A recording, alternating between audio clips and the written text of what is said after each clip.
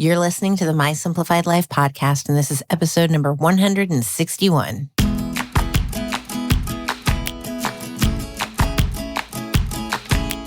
Welcome to the My Simplified Life podcast, a place where you will learn that your past and even your present don't define your future.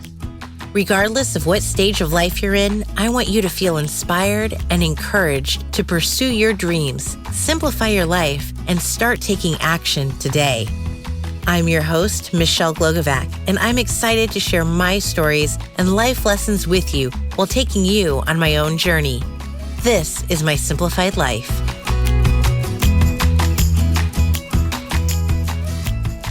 Hey friends, welcome back to another episode and Happy New Year. I'm your host, Michelle Glogovac.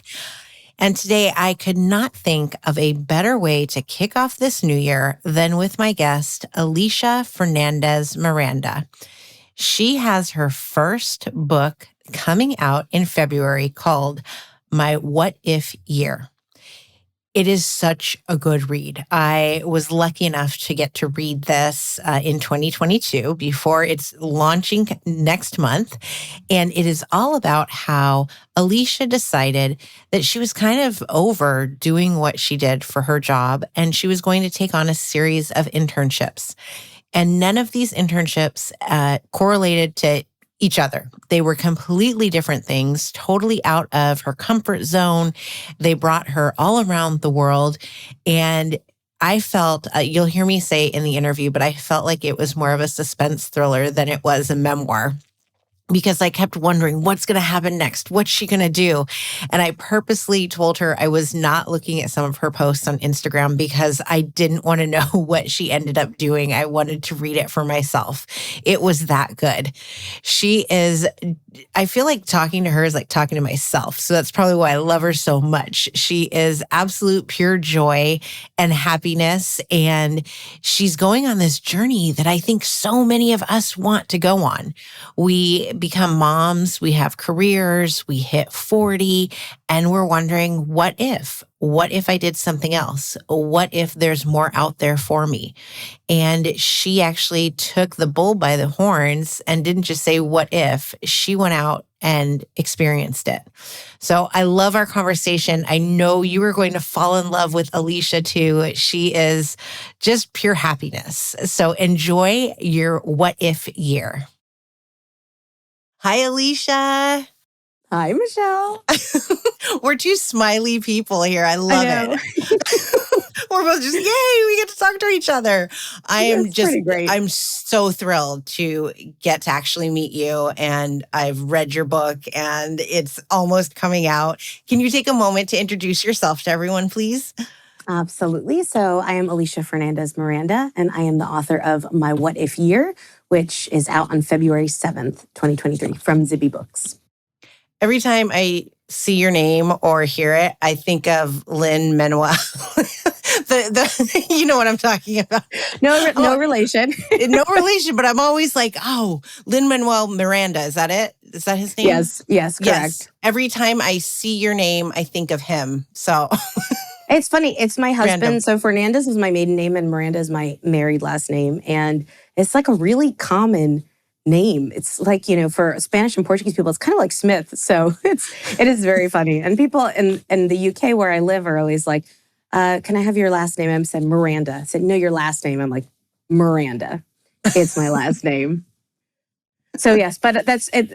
Being associated with linen anyway is certainly no hardship. So I'll take it. I love it. I just had to put that out there because it keeps coming up in my head. So I was like, do I say that? Don't I say that? It doesn't matter. So if we get time, I'll rap some Hamilton lyrics for you if you want. Oh, that would be amazing. See, I do. I like you. I knew it. I like you more and more. Your book, My What If Year. I love that. I love and I feel really bad for you that you started this journey before COVID and then COVID just poof came. Yeah. Because that really sucks. It was a curveball, that's for sure. So share with everybody what it is that this journey you started on is about, since I know, but those listening probably aren't privileged enough yet to have read the book, but they're going to. I cannot wait. Yeah, definitely. And it's funny because I've been thinking a lot lately about how different my journey might have been if COVID hadn't happened. And I don't know. I'm pretty happy with how things have ended up. So in a way, there were probably elements of having that additional challenge in place that made certain parts of it real. So I should tell you what it is first before I kind of go into that. But flashback to 2019, I was living in London.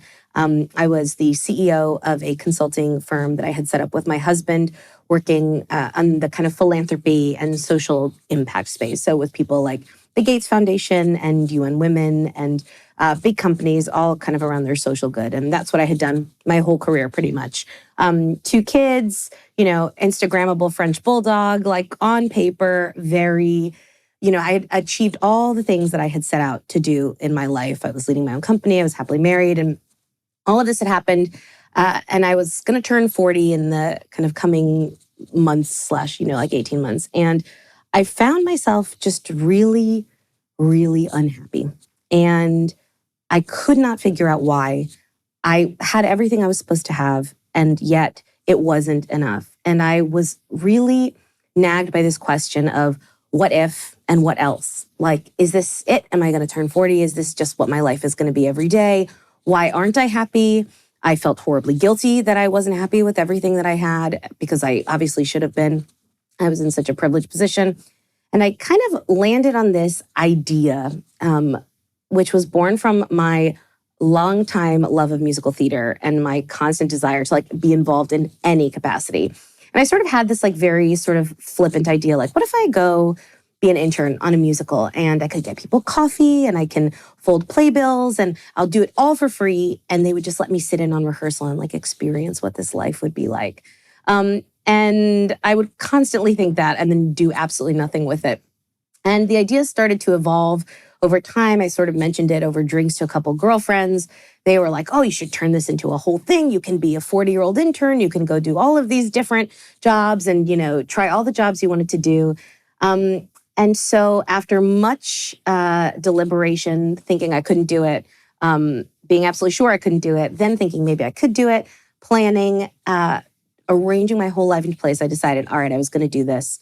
And I left London for New York for my first internship, which was shadowing an off-Broadway and a Broadway show on February 29th, 2020. So timeline-wise, as you've already said, you can sort of imagine what happened next.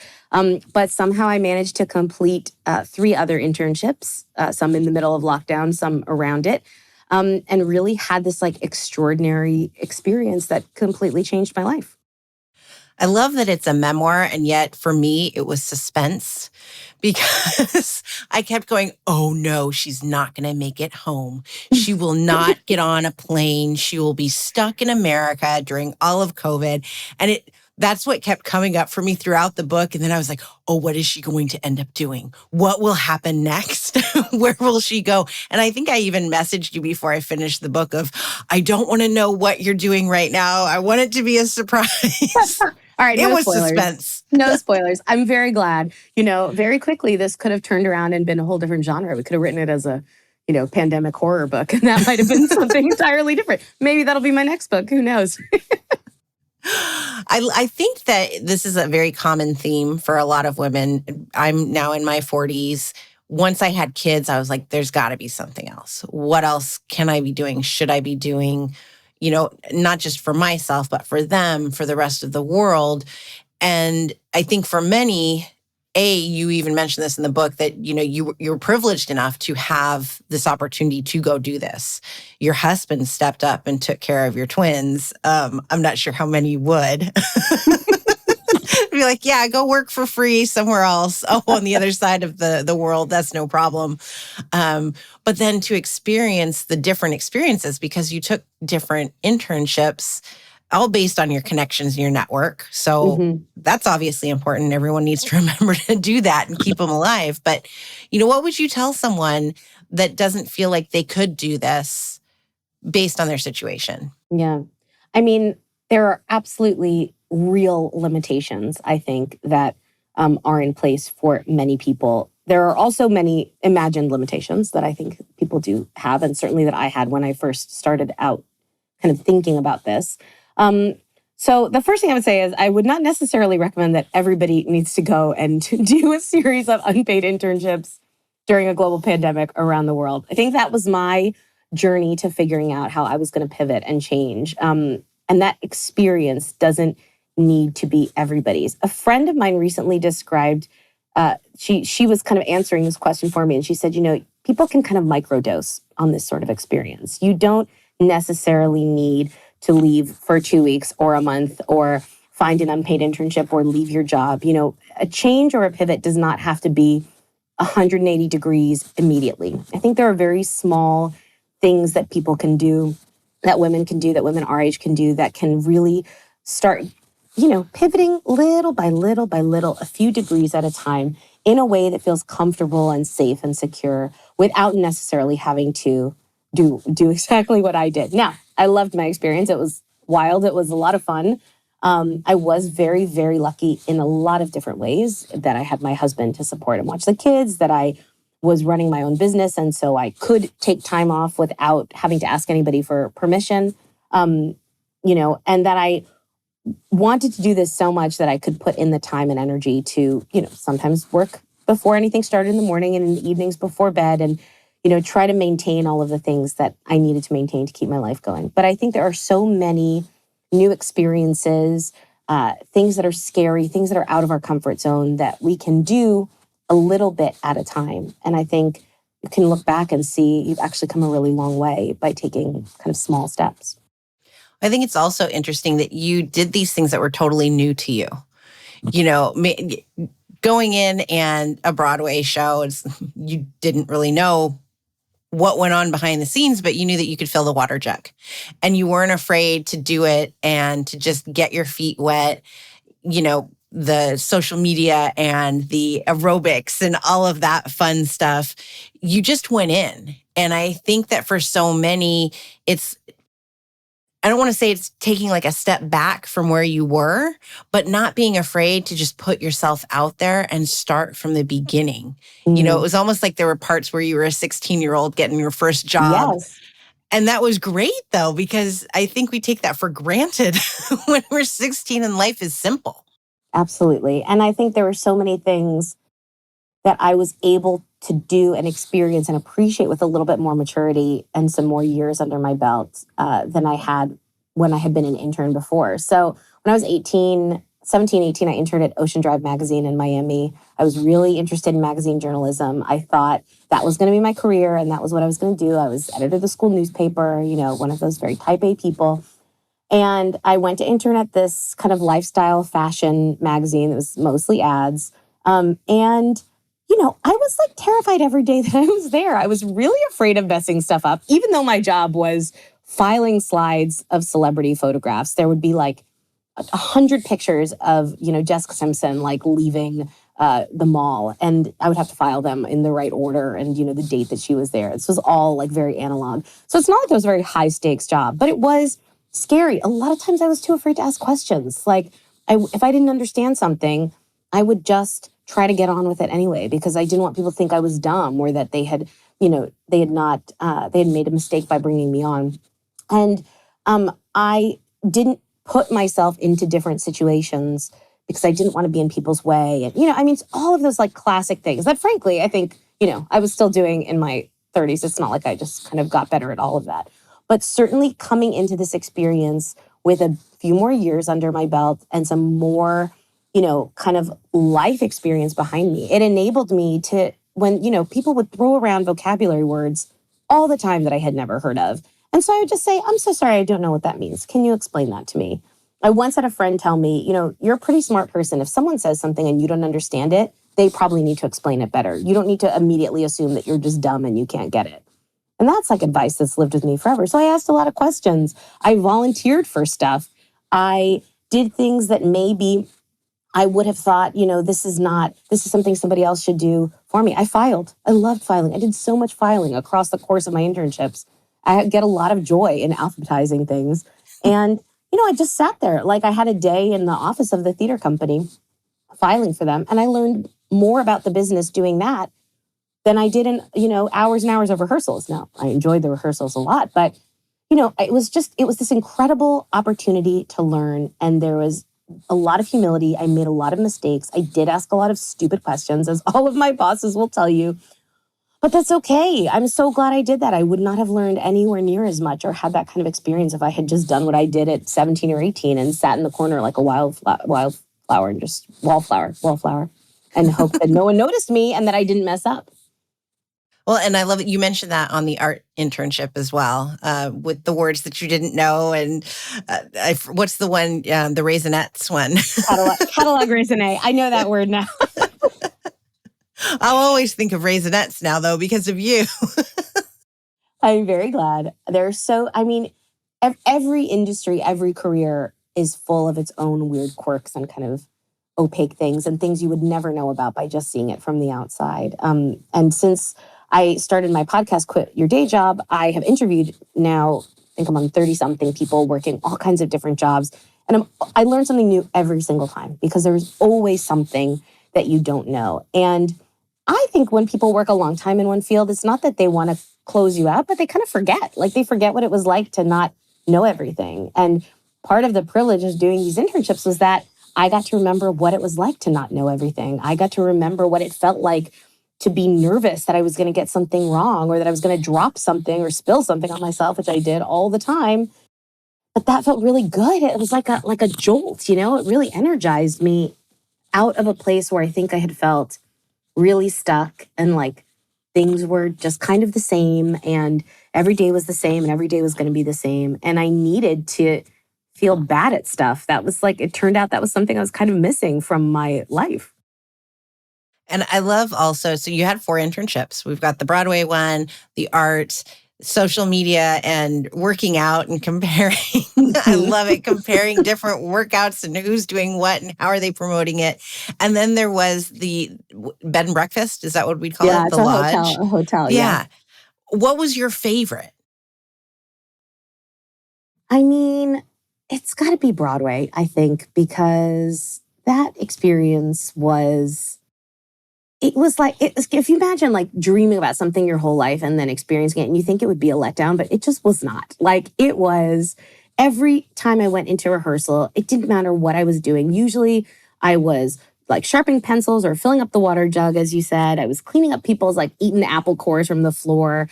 It didn't matter because that magic of the theater, I love that. I feel so passionate about that. And so that was just a joy. And, you'll read the book, you've read the book, people will read the book and they'll see. I was after I kind of got out of an uncomfortable living situation, I was living in a hotel with a cake shop in the lobby. My kids and my husband were on the other side of the ocean. I was in complete denial that the pandemic was ever going to happen. I was sure that everybody was blowing everything out of proportion. And, I was this is all going to be fine, really. What is this anyway? And, what a joy to be able to do that. After having kids, after getting married, I was on my own. I was in New York. It was just like a dream. It still feels like a dream sometimes. Sometimes I really can't even, when I think about the fact that I got to do that, even though it was cut short, I just feel wow, that's really living a dream. So that was my favorite for sure. But I loved them all in different ways. They all taught me so much. They all made me feel so many emotions, including humiliation sometimes, but it was a great thing. It's very hard. It's like trying to pick your favorite child. I really love them all. We all have a favorite. No, I'm just kidding.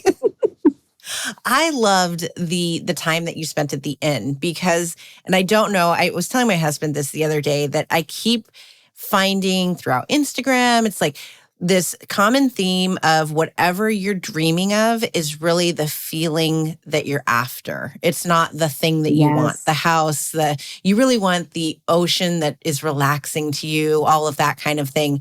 And so I think that for you to be in this remote location by the water, there's fireplaces going and everyone's outside to have their cocktails because that's the law right now. I was this is heaven. I want to go work there. And I literally Googled the place.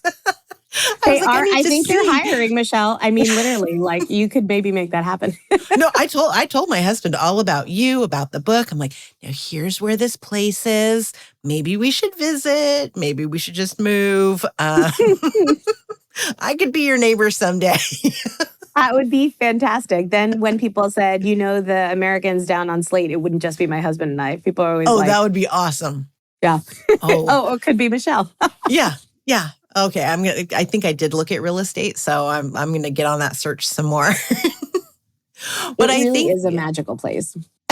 well, and in the beginning, before you even bought the place where you are, you said that you went on this little dinghy boat and you and your husband and the kids went to this remote island, and it happened to be Richard Branson's sister's island. And again, I was like, oh my gosh, I was just on Richard's island this year too. And I had to take a So boat cool. out to the middle of nowhere. It must be a Branson family I thing. guess. But again, it's like, and it was totally remote, and like we did have internet, but it was like turned off type of stuff. And that just being there, that I was like, this is what I need more of. And then you go off and buy a place, nearby.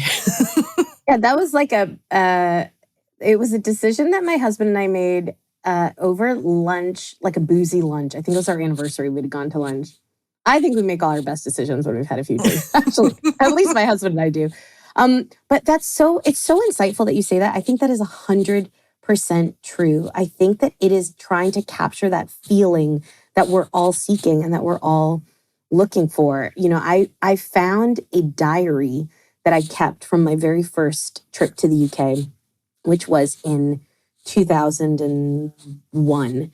And I volunteered at this summer camp in the northeast of England because I was broke, and my parents were like, we're not paying for you to go abroad this summer, like get a job. So I was like, fine, I'm going to get a volunteer job. I like signed up for this program. I don't even know if these things exist anymore, but you paid them like $200 and you got a volunteer placement. And then for 3 weeks, they paid your room and board. And in exchange, you gave them your hard labor. So I came to the UK and I kept an extremely diligent journal of like every single day. And as I was reading it, it like dawned on me that the reason, people always ask like, well, why did you move to the UK in the first place? And why have you been here for so long? And especially in the winter, they ask that question when they hear I'm from Miami.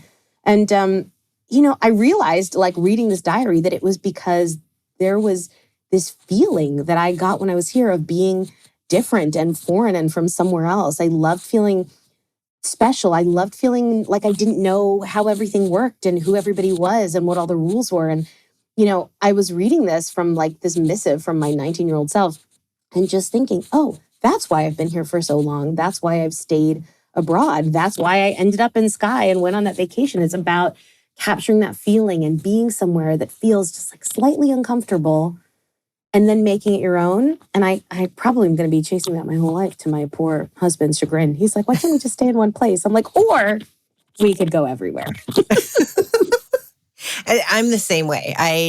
My husband's born and raised here in San Jose. He's never moved, where I was like, yeah, from college I left and then I moved here and then I moved here and then I moved to Texas and then I moved to Illinois and then I came back here and I'm like, where are we going? I'm fine. We can go wherever, And he's like, a little more hesitant. I'm like, why? Let's move to Ireland. Let's move. Let's go somewhere else. Let's go to the Caribbean. Let's go to Hawaii.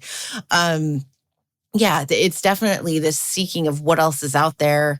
At the same time, I want roots, but I think that we can create that, wherever we are. And then you have friends in all of these places too. I have friends now all around the country because I've lived all around versus, everybody's here.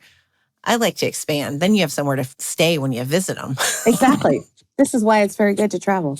You always have if you make friends, then you have somewhere to visit.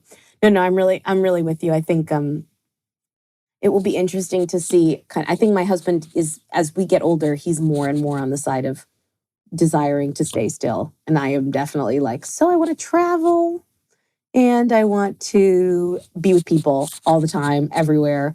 And that's actually been one of the exciting things kind of writing this and coming, I'm not sure we're out of the pandemic, but at least the most,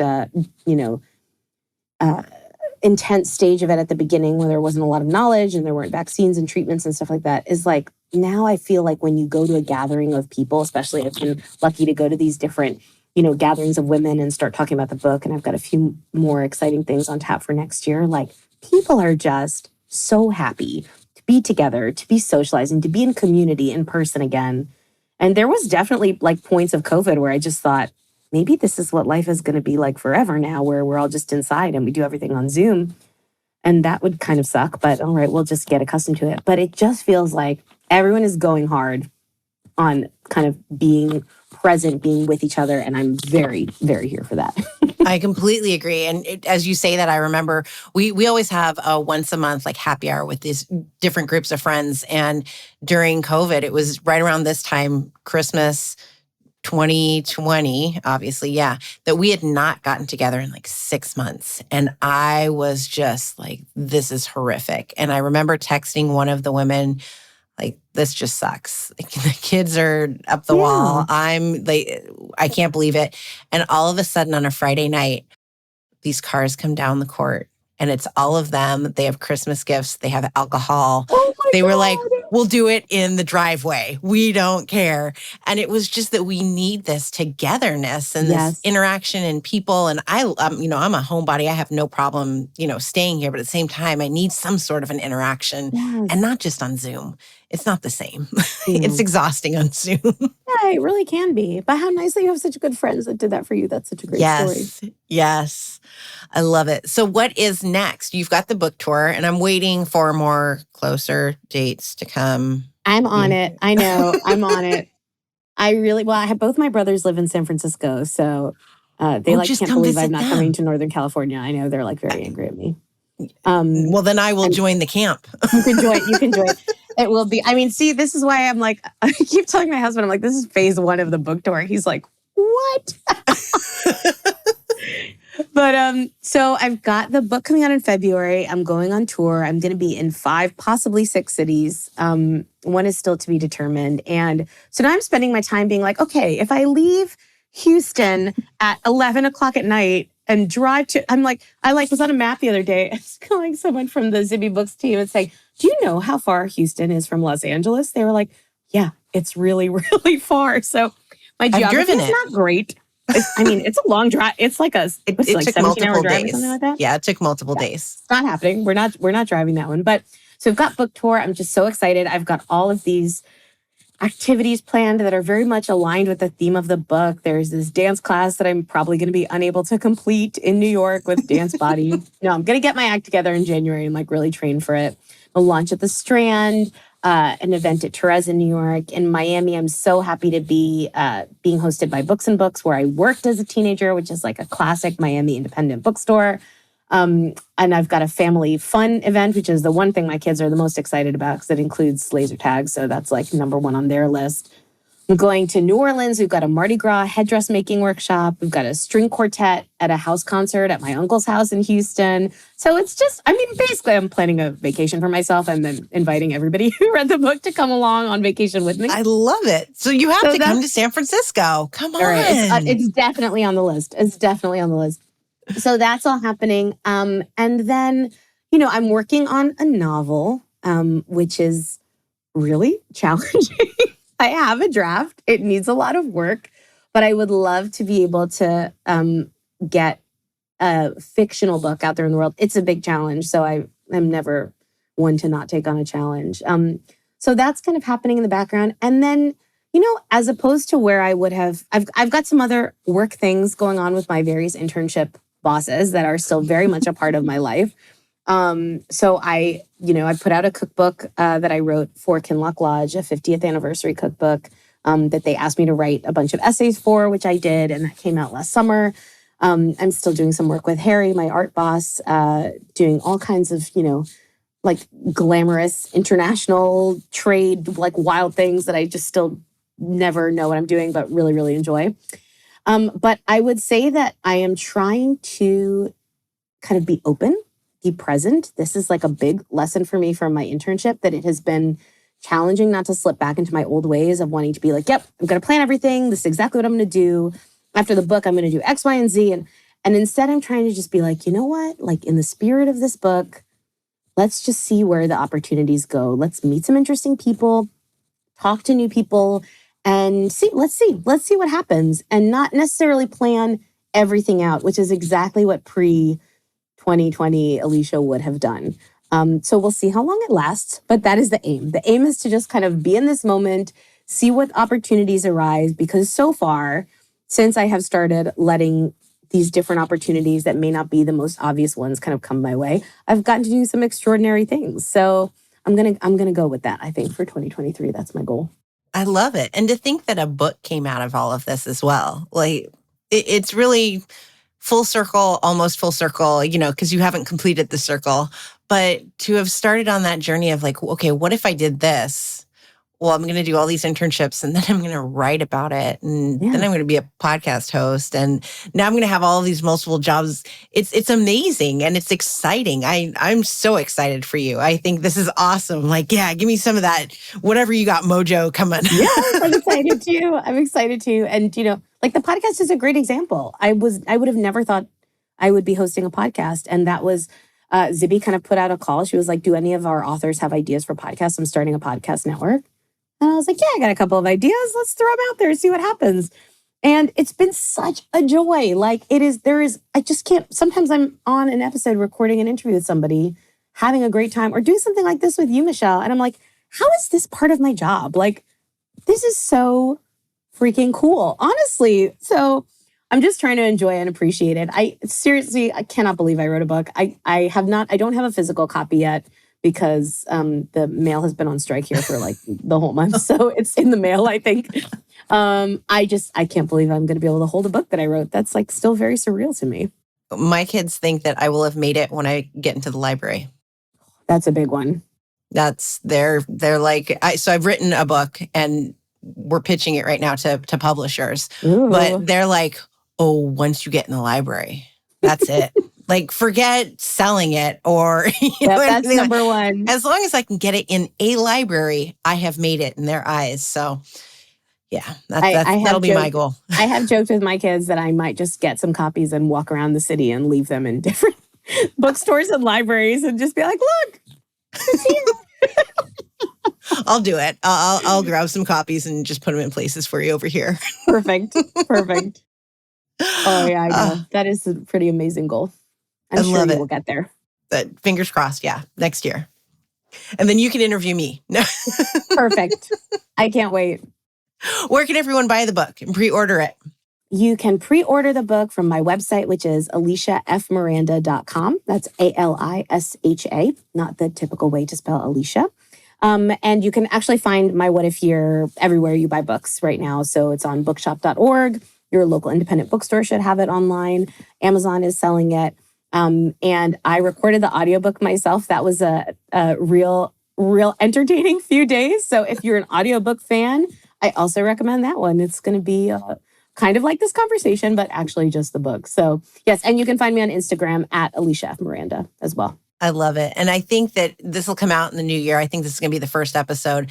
And to me, it's like perfect New Year material of make this your what if year for everybody. I really hope, honestly, to me, that would be the most wonderful thing. If people read my story and they decide to do something maybe they didn't think they could do, or they had never tried, or they'd been afraid to do. Doesn't necessarily have to be an internship, although I'm very excited for the people who are telling me they're taking on internships, doing things that they always dreamed about. It's just, nothing could warm my heart more, I think, than hearing stories like that. Oh, I love it. I love you. I'm so happy. Thank you so much for joining me, and congratulations on your book. Thank you so much. Thank you for reading it, and thank you for having me on. I am still smiling hours after talking to Alisha, and I totally flubbed up my Instagram story post about our conversation because it was just laughable. We had so much fun together, and I can't wait to meet her in real life and not just through a monitor screen. She is exactly the example of what we shall be doing. We need to stop just asking what if and wondering and fantasizing, but actually going out and doing it. What if you volunteered to do a job for an hour to a week that you were wondering about? What if you decided to launch that business?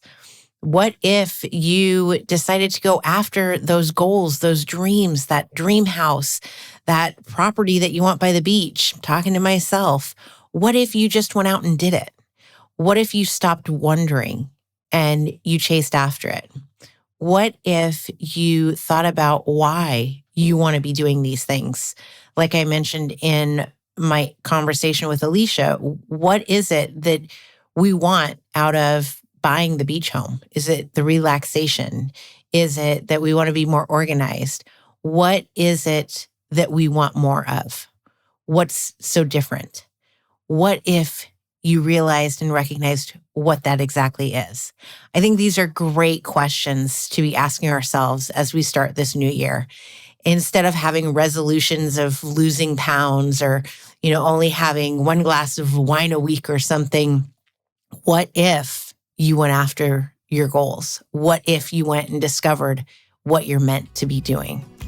I challenge you all to find your what if.